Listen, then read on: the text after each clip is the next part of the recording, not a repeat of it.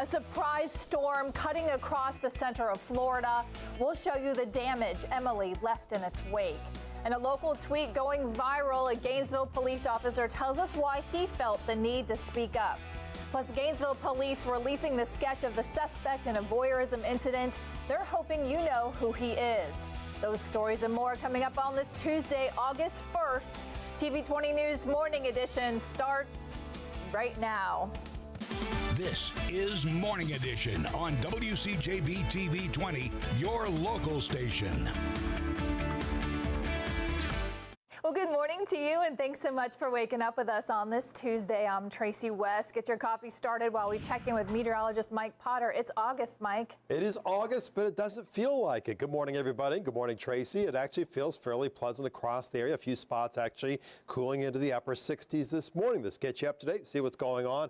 Well, what's left of Emily hanging out near the east central Florida coastline, about ready to move into the Atlantic waters. Actually, the circulation center partially over the coastal waters of the Atlantic. You can still see a little bit of rain connected with it, but this is a shell of the system that it was yesterday when it moved on shore south of Tampa Bay. We'll give the complete update on Emily in just a few minutes. Temperatures this morning cooling down to 66, Lake City and Cross City, 68 at Gainesville, low 70s at Ocala.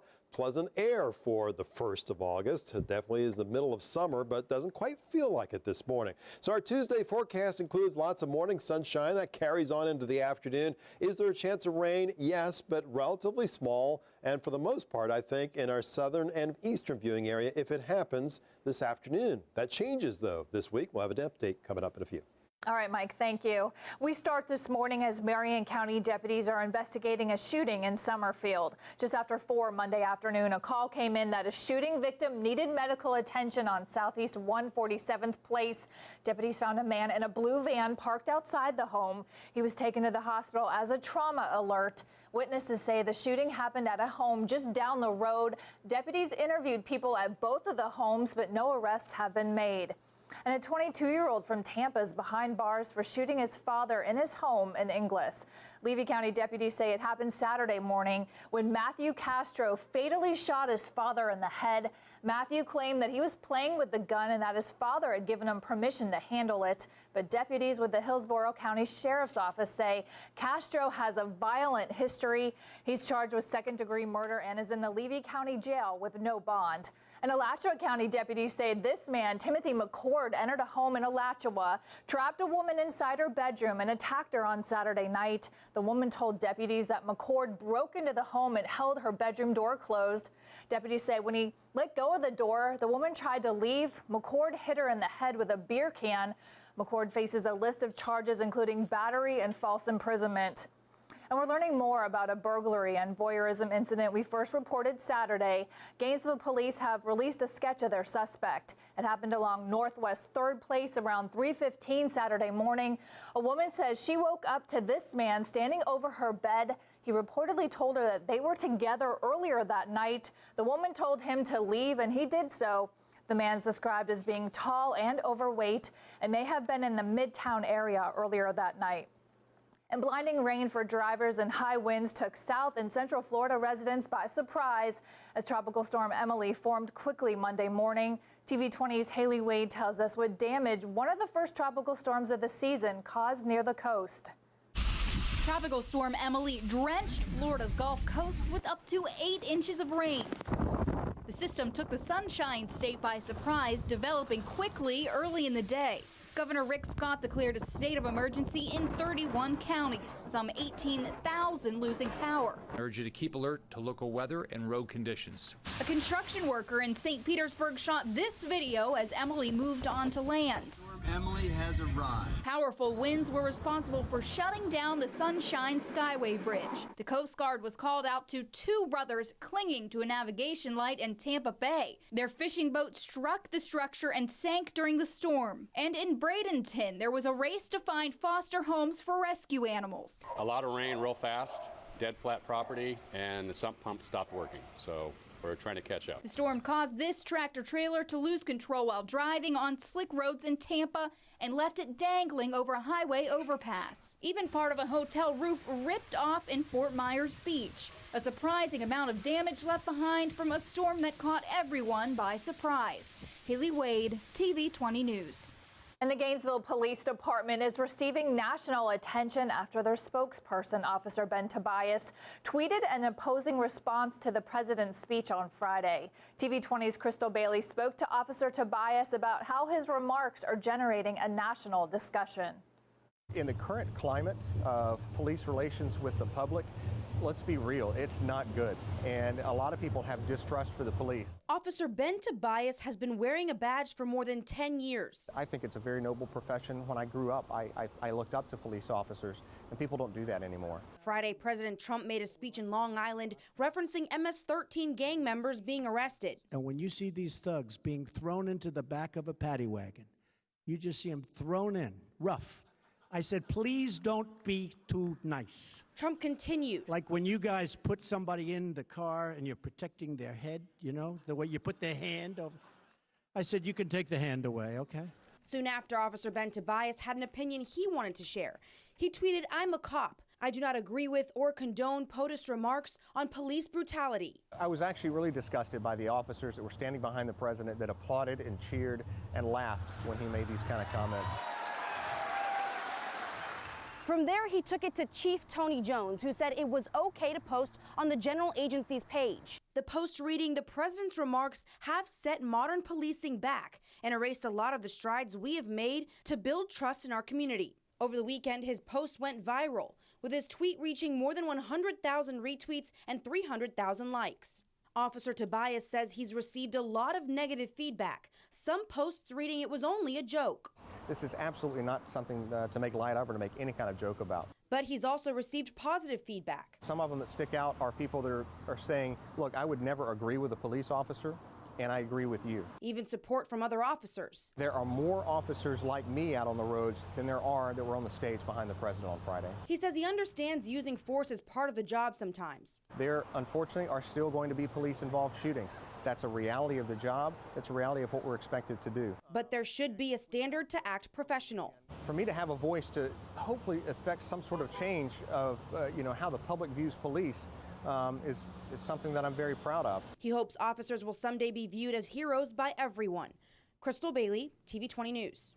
And switching gears now, because it's down to the final four in this year's CADE Prize. The annual competition rewards one startup company in Florida for innovative products or services. One Gainesville-based company made the cut. Plasma Chip is developing neurofiber technology to speed up artificial intelligence processing.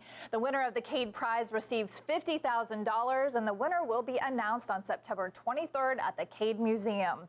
And still to come this morning, former General John Kelly took the reins as President Trump's new chief of staff, and he immediately made sure that someone else on Trump's team was shown the door. We'll have the story. Plus, one prisoner still on the loose after a dozen inmates escaped from a jail in Alabama. That's next, so stay with us here on TV20 News Morning Edition. We'll be right back.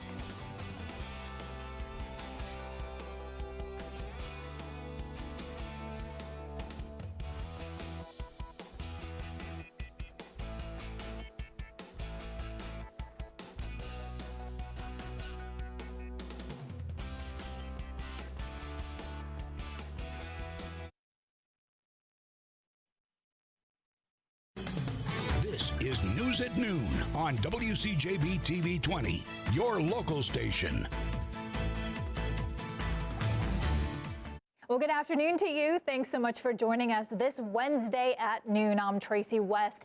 New from TV20 this afternoon, Gainesville police say a Gainesville resident faces more charges for a sexual battery that happened in April of 2014. Now, according to police, Isaac Green went into the woman's home through an unlocked door early in the morning on April 19th and sexually battered her.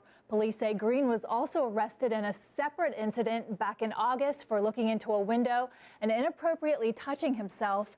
Investigators used fingerprints from the scene of the sexual battery and say they matched it to Green. He faces charges of sexual battery and burglary. In Gainesville, police say Kenneth Terry is in custody for battering a woman.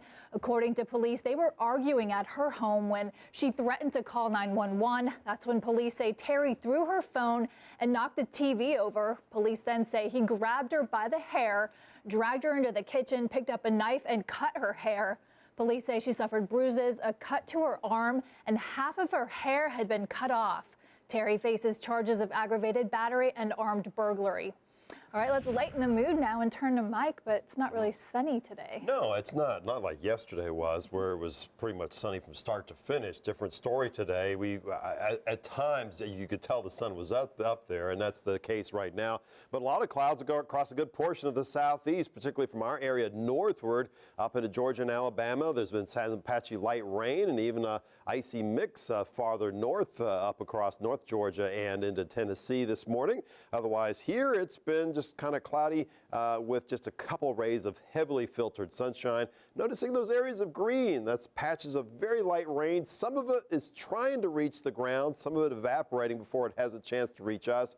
But as we go later on into the day, tonight and in on Thursday, I think a better opportunity for us to see some of those raindrops here near the ground. Otherwise, temperatures, it's been a slow warm up out of those 40s and 50s of earlier this morning. It's still 52 at Lake City with low 60s at Gainesville and pretty much 60s in our southern viewing area in Marion County. Coming back in a few, we'll talk about our opportunities for rain over the next few days, and will the sun come back in time for the weekend? We'll have more in just a bit. All right, Mike, thank you. Yep. Well, we're following new details this afternoon. An investigation is underway in northeast Marion County after one person was found dead in a home and two others had to be taken to the hospital. Marion County deputies have identified the man who was killed as 65-year-old Alfred Jackson Jr. TV20's Curtis Jennings spoke with neighbors who say they heard it all happen. Gerald Austin says he was getting ready for work Tuesday morning when he heard the commotion next door. Before I came out the door to leave, I heard shots at approximately between 5:20, 5:30, somewhere around in there. Marion County Sheriff's deputies say they got a call about a disturbance at a home on Northeast 162nd Place in Citra, and when they arrived, they found one man dead and two others wounded.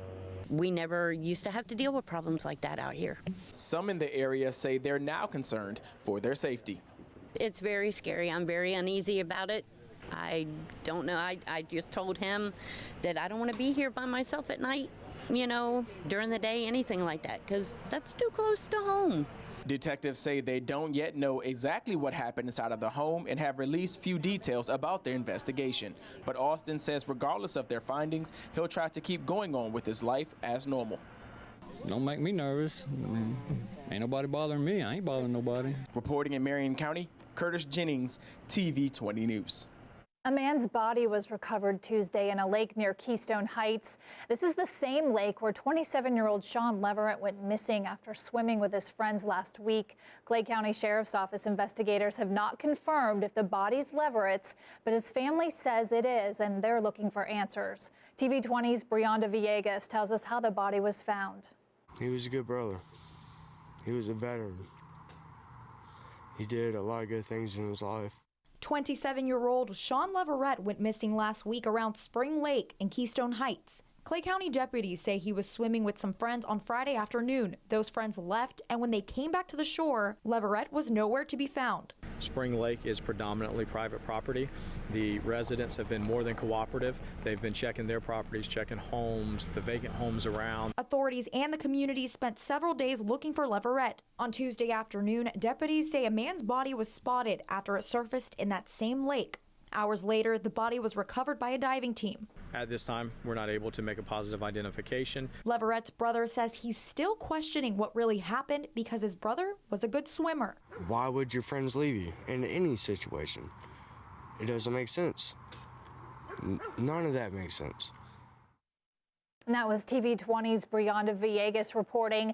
Deputies don't suspect foul play at this time, but they still have to wait on results from the medical examiner. And a trailblazing educator, businessman, and civic leader in Alachua County has passed away.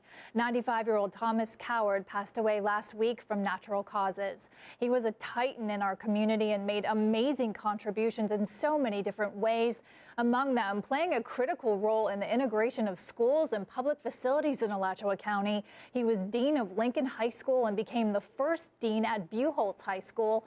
Overall, he served Alachua County schools for 31 years. He owned a realty company and was the first African American to earn a real estate broker's license in Alachua County.